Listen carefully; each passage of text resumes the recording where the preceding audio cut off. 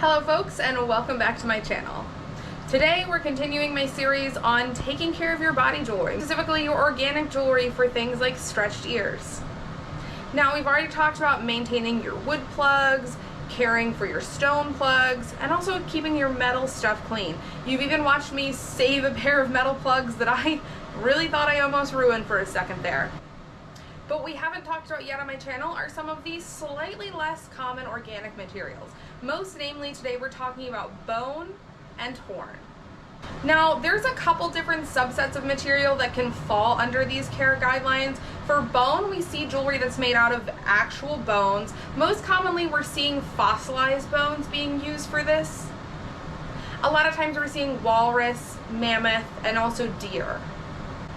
But when we talk about bone jewelry, we also see antler, which is very commonly used in body jewelry. We can see oocyst, which is the penile bone of animals that have an oocyst. Super cool material, not gonna lie. And then we also sometimes see tusk.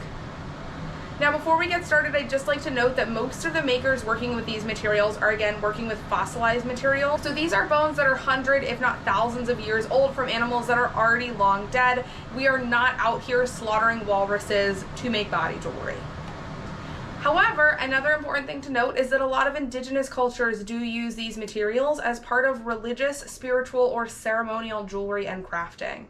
So these comments better stay respectful regardless of your own views about using these materials when it comes to body jewelry. Please understand that these are being ethically sourced, they're being ethically cared for. Most of them are from fossils, and if they're not, they're being made by indigenous makers who are using traditional ethical methods of doing this.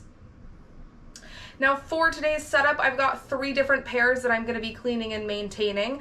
Starting up at the top, we have some plugs made out of antler. These in particular are moose antler, and they are very comfortable and very lightweight.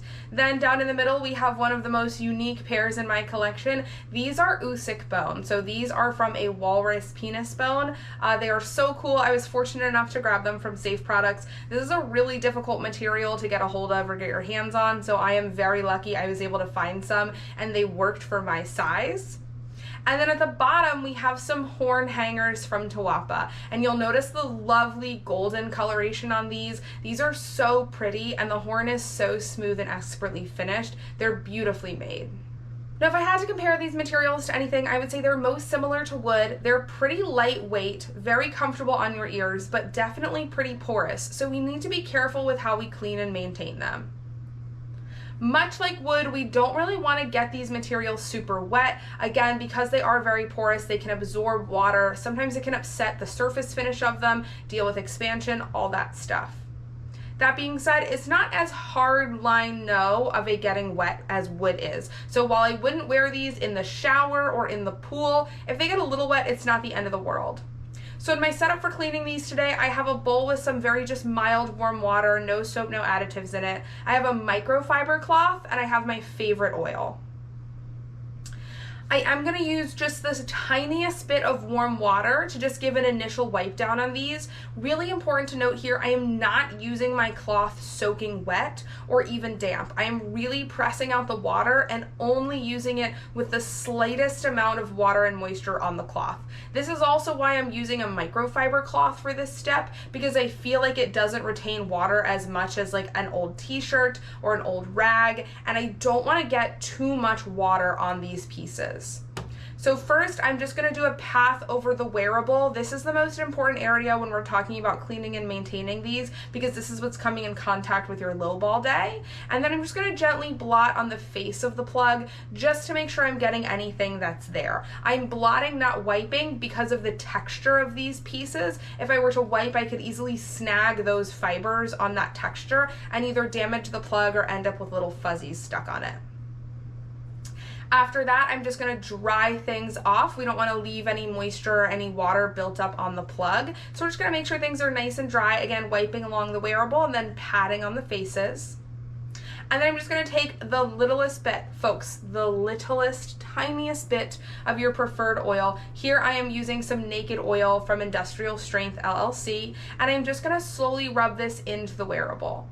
Once I'm sure the wearable is really nice and thoroughly coated, then I'm just going to take whatever excess is on my fingers and do a little blot on the face of the plug. For these materials, because they are a little bit more fragile, this is not something I do very often. I would say once every 3 to 6 months, depending on how often I'm wearing the pairs and also what season it is when I'll do this maintenance work.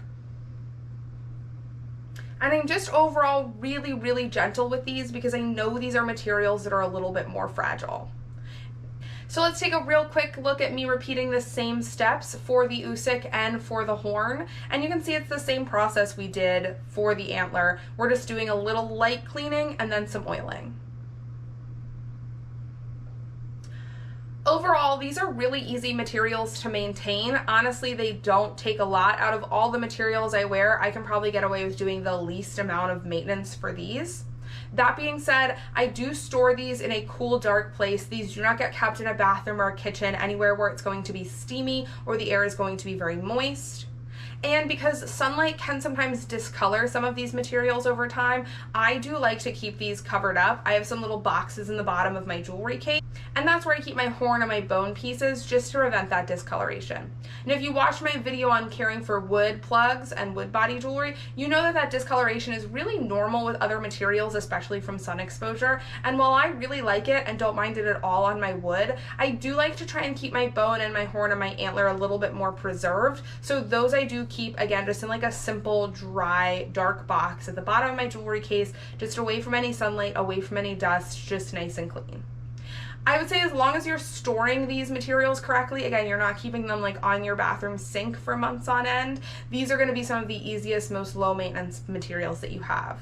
That being said, they are pretty porous, and sometimes for more uncommon materials like Usick, they can get a really, really good surface finish to the plug, but not a completely perfect one the way you can with metal or stone. So be mindful wearing these materials if you have ears that are more sensitive to that, or if the slight texture of these materials may be irritating to you. For me personally, it's not at all, but your mileage may vary. That being said, the big thing I do with these is I just oil my ears really well before I'm wearing a material like this. I'm not going to oil the plug every time I wear it just because that would be way over oiling some of these materials. It would be way too much for them, but I do make sure I oil my ear really well and massage it in good. That gets my ear nice and ready, nice and moisturized for wearing something more porous like this, which can sometimes be drying, and also make sure that it's going to be comfortable when I pop them in and out. I hope this video helped with some maintenance on some of these more unique materials, and I think this covers all the natural materials, but if you'd like to see me talk about, let's say, silicone eyelets or anything else you can think of we haven't already talked about here on my channel, go ahead and let me know down in the comments below. As per usual, if you like this video, please hit like and subscribe. Your support means the world to me, and I look forward to sitting down and chatting with y'all again soon. Bye!